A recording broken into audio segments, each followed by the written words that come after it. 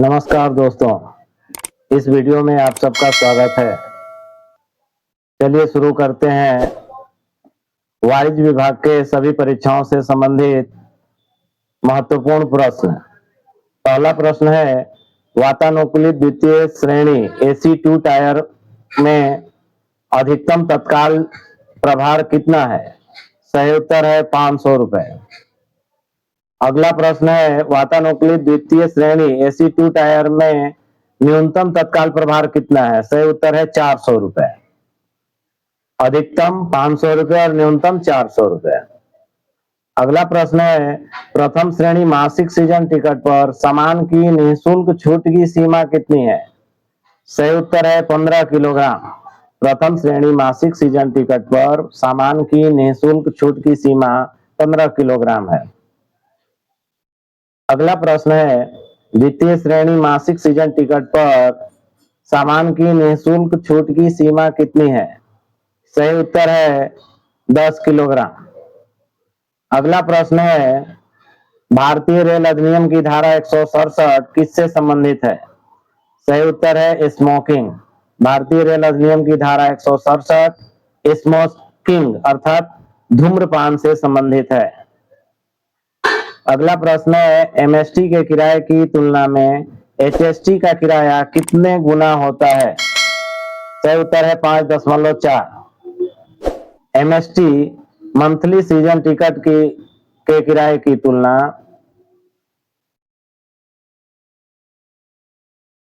HST half yearly season ticket के किराए के तुलना में कितना गुना होता है? तो मंथली सीजन टिकट के किराए की तुलना में HST का किराया 5.4 गुना होता है।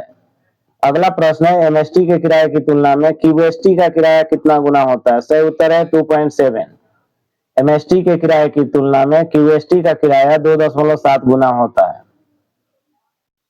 अगला प्रश्न है, शताब्दी गाड़ियों में कुल कितनी श्रेणियां हैं? सही उत्तर है 2, AC चेयर कार और एग्जीक्यूटिव चेयर कार। शताब्दी ट्रेनों में कोई सामान्य या स्लीपर श्रेणी नहीं होती है। जनरल क्लास अथवा स्लीपर श्रेणी नहीं होती है। इसमें केवल 2 श्रेणियां होती हैं, AC चेयर कार और एग्जीक्यूटिव चेयर कार। अगला प्रश्न है, पार्सल यातायात के लिए उच्चतम स्केल कौन सी है? सही उत्तर है स्केल R। पार्सल यातायात के लिए स्केल R उच्चतम स्केल है। अगला प्रश्न है, निम्न में से किसके द्वारा इंटरनेट बुकिंग का प्रबंधन किया जाता है? सही उत्तर है IRCTC। IRCTC द्वारा इंटरनेट बुकिंग का प्रबंधन किया जाता है। इंटरनेट बुकिंग का मैनेजमेंट IRCTC के द्वारा किया जाता है। अगला प्रश्न है, कितने किलोमीटर यात्रा पूरी करने के बाद पहली यात्रा विराम की अनुमति है? सही उत्तर है 500 किलोमीटर। 500 किलोमीटर की यात्रा पूरी होने के बाद पहली यात्रा विराम की अनुमति है। अगर कोई प्रश्न में यह पूछे कि 500 किलोमीटर का टिकट होने पर कितना यात्रा विराम की अनुमति होगी, तो उत्तर होगा नहीं। 500 किलोमीटर से अधिक का टिकट होना चाहिए। जब कोई यात्री 500 किलोमीटर से अधिक दूरी की यात्रा कर लेता है तो उसे एक यात्रा विराम की अनुमति होगी। और यदि दूसरी यात्रा विराम की अनुमति 1000 किलोमीटर के बाद होती है। और साधारण टिकट पर 2 दिनों का यात्रा विराम दिया जाता है और सर्कुलर जर्नी टिकट पर 8 यात्रा विराम की अनुमति होती है। अगला प्रश्न है, यात्री शयनयान द्वितीय श्रेणी में अपने साथ कंपार्टमेंट में अधिकतम कितना वजन ले जा सकता है? सही उत्तर है 80 किलोग्राम। न्यूनतम 40 किलोग्राम ले जा सकता है, अर्थात 40 किलोग्राम तक फ्री में ले जा सकता है। उससे ऊपर चार्ज दे करके अधिकतम 80 किलोग्राम प्रति यात्री के हिसाब से कोई यात्री शयनयान द्वितीय श्रेणी में सामान ले जा सकता है। अगला प्रश्न है, पीटीओ शब्द का पूरा अर्थ क्या है? सही उत्तर है प्रिविलेज टिकट ऑर्डर। पीटीओ अर्थात प्रिविलेज टिकट ऑर्डर। अगला प्रश्न है ईडीआर। ईडीआर किसके द्वारा तैयार किया जाता है? सही उत्तर है ट्रेन कंडक्टर। ट्रेन कंडक्टर द्वारा ईडीआर तैयार किया जाता है। ईडीआर अर्थात एक्सेप्शनल डाटा रिपोर्ट। जब कभी एसी फेल हो जाता है तो या कोई तकनीकी खराबी होती है तो exceptional data report train conductor द्वारा तैयार किया जाता है। अगला प्रश्न है गार्ड प्रमाण पत्र किसके द्वारा जारी किया जाता है? सही उत्तर है दोनों, अर्थात गार्ड द्वारा और टीएनसीआर अथवा टीटीई द्वारा। गार्ड या टीएनसीआर या टीटीई इन सभी के द्वारा गार्ड प्रमाण पत्र जारी किया जाता है। अगला प्रश्न है वातानुकूलित यंत्र खराब होने पर गार्ड प्रमाण पत्र किसके द्वारा जारी किया जाता है? सही उत्तर है टीएनसीआर द्वारा। वातानुकूलित यंत्र खराब होने पर गार्ड प्रमाण पत्र टीएनसीआर द्वारा जारी किया जाता है। अगला प्रश्न है चल टिकट परीक्षक द्वारा खाली बर्थ या सीट पहले किसको आवंटित की जानी चाहिए? सही उत्तर है आरएसी पैसेंजर को। टीटी द्वारा खाली बर्थ या सीट पहले आरएसी पैसेंजर को आवंटित की जानी चाहिए। अगला प्रश्न है चल टिकट परीक्षक का सबसे महत्वपूर्ण दस्तावेज क्या है? सही उत्तर है इनमें से सभी। चल टिकट परीक्षक अर्थात टीटीई ट्रैवलिंग टिकट एग्जामिनर का सबसे महत्वपूर्ण दस्तावेज इनमें से सभी है। ईएफटी, गार्ड सर्टिफिकेट और चार्ट। अब वर्तमान में एचएसटी हैंड हेल्ड टर्मिनल हो जाने की वजह से चार्ट की कोई जरूरत नहीं होती है, क्योंकि एचएसटी में सभी कुछ ऑलरेडी फीड होता है। इसलिए फिर भी इस प्रश्न का उत्तर होगा इनमें से सभी। अगला प्रश्न है सामान टिकट लगेज टिकट निम्न में से कौन सा है? सही उत्तर है नॉन जर्नी टिकट। सामान टिकट को लेकर हम यात्रा नहीं कर सकते, इसलिए इसे नॉन जर्नी टिकट कहा जाता है। अगला प्रश्न है यदि ट्रेन रद्द की जाती है आरक्षित टिकट पर धन वापसी गाड़ी के निर्धारित प्रस्थान के कितने दिन तक की जा सकती है? सही उत्तर है 3 दिन। गाड़ी के रद्द होने के अगले 3 दिनों तक धन वापसी की जाती है। अगला प्रश्न है कितने किलोग्राम घी टीन में सुरक्षित रूप से पैक होने पर सामान के रूप में यात्री द्वारा वहन किया जा सकता है? सही उत्तर होगा 20 किलोग्राम। इसमें गलत उत्तर दिया गया है, कृपया ध्यान दें। इसका सही उत्तर है 20 किलोग्राम। अगला प्रश्न है रेल अधिनियम की धारा 147 किससे संबंधित है? सही उत्तर है unauthorised entering in railway area. धारा 147 अनाधिकृत प्रवेश से संबंधित है। जब कोई व्यक्ति बिना किसी अधिकार पत्र के रेलवे परिसर में प्रवेश करता है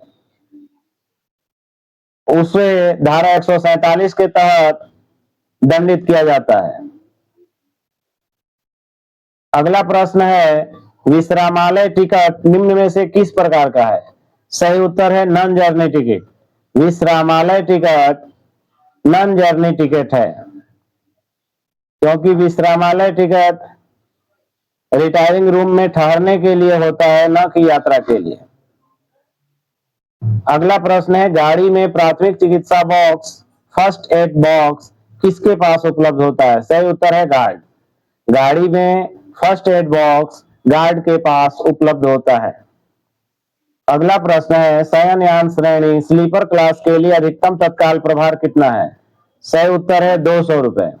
शयनयान श्रेणी के लिए अधिकतम तत्काल प्रभार 200 रुपया और न्यूनतम तत्काल प्रभार 100 रुपया होता है।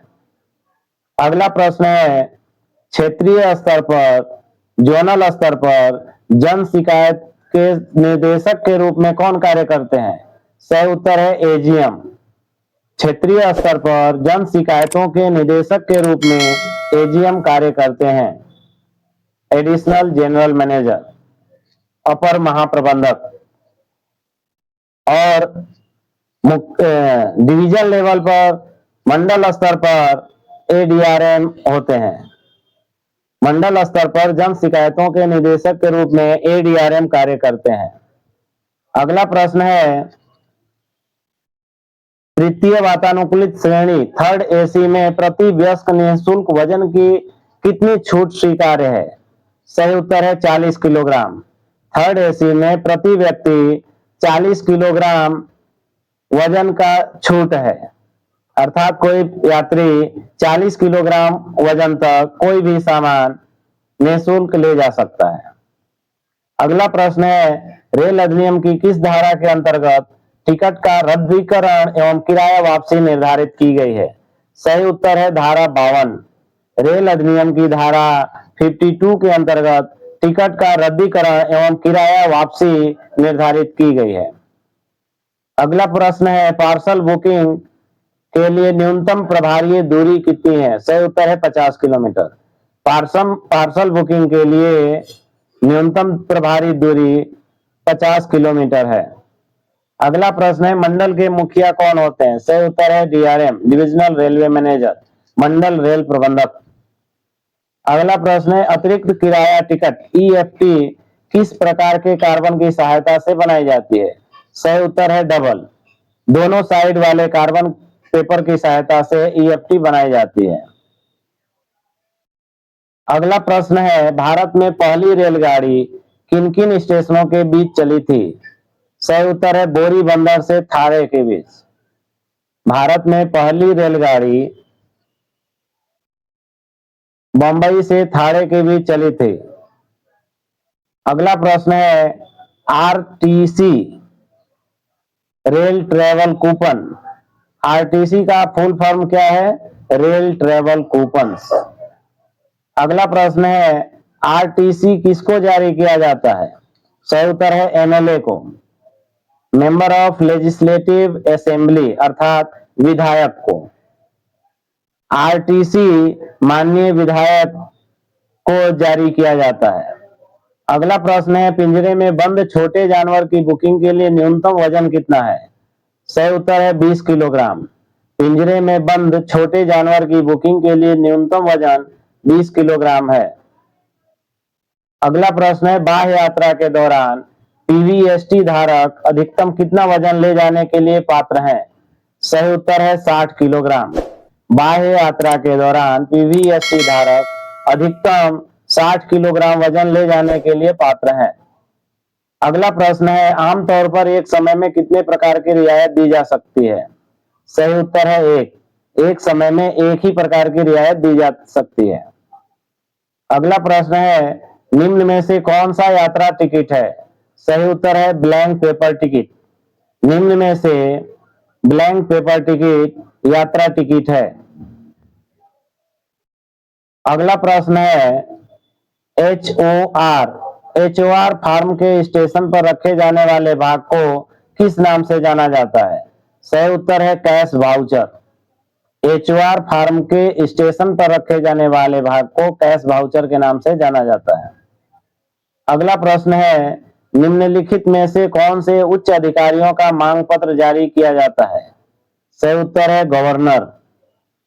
गवर्नर है, मुख्यमंत्री है, प्रधानमंत्री है, इन्हें एचओआर मांग पत्र जारी किया जाता है। यहाँ गवर्नर शब्द सही है। अगला प्रश्न है, 42 बीसीएन वैगन के लदान हेतु कितना मुफ्त समय दिया जाता है? सही उत्तर है 9 घंटा। 42 बीसीएन वैगन के लदान हेतु कितना मुफ्त समय दिया जाता है? सही उत्तर है 9 घंटा। अगला प्रश्न है, निम्न में से कहां यात्रा विराम की अनुमति नहीं है? सही उत्तर है सबर्बन स्टेशन। सबअर्बन स्टेशनों पर ब्रेक जर्नी की अनुमति नहीं है, यात्रा विराम की अनुमति नहीं है। अगला प्रश्न है तत्काल टिकट पर कौन सी सुविधा उपलब्ध नहीं है? सही उत्तर है चेंज ऑफ नेम। तत्काल टिकट पर नाम परिवर्तन की सुविधा उपलब्ध नहीं है। अगला प्रश्न है सिंगल यूटीएस टिकट पर अधिकतम कितने व्यक्तियों को प्लेटफॉर्म टिकट जारी किया जा सकता है? सही उत्तर है 4। सिंगल यूटीएस टिकट पर अधिकतम 4 व्यक्तियों को प्लेटफॉर्म टिकट जारी किया जा सकता है।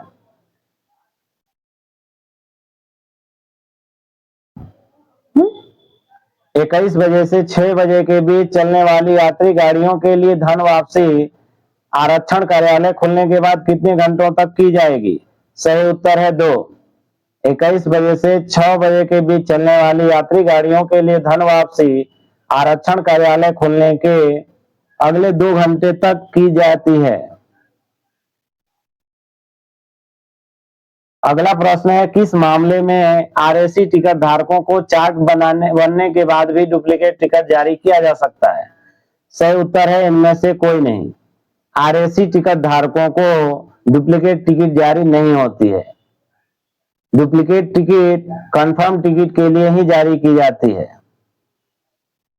आरएसी अथवा वेटिंग लिस्ट टिकट धारक को डुप्लीकेट टिकट जारी नहीं की जाती। अगला प्रश्न है टिकट परीक्षक को निम्न में से किस कार्यालय में नकदी जमा करवानी चाहिए? सही उत्तर है बुकिंग ऑफिस। टिकट परीक्षक टीटी को ट्रेन एग्जामिनर को बुकिंग ऑफिस में नकदी जमा करवानी चाहिए। अगला प्रश्न है पार्सल प्रभार की उच्चतम स्केल कौन सी है? सही उत्तर है स्केल आर। पार्सल प्रभार की उच्चतम स्केल आर है। अगला प्रश्न है पार्सल की पुनर्बुकिंग के लिए पार्टी को निम्न में से क्या देना चाहिए? सही उत्तर है इनमें से सभी। पार्सल की पुनर्बुकिंग के लिए पार्टी को ओरिजिनल पीवे बिल, फ्रेश फॉरवर्डिंग नोट और एक रिक्वेस्ट इन रिटन लिखित में एक आवेदन पत्र देना होता है। अर्थात इनमें से सभी देना होगा। अगला और अंतिम प्रश्न है अग्रेसर नोट का निपटारा कैसे किया जाता है? सही उत्तर है by preserving at the forwarding station. अग्रेसर नोट को स्टेशन पर सुरक्षित रखकर उसका निपटारा किया जाता है। इस प्रकार यह वीडियो पूर्ण होता है। इस वीडियो को देखने और सुनने के लिए आपका बहुत बहुत धन्यवाद। इस चैनल पर पहली बार पधारे हो तो कृपया सब्सक्राइब करें, लाइक करें और अपने मित्रों को शेयर करें। धन्यवाद। Thank you so much.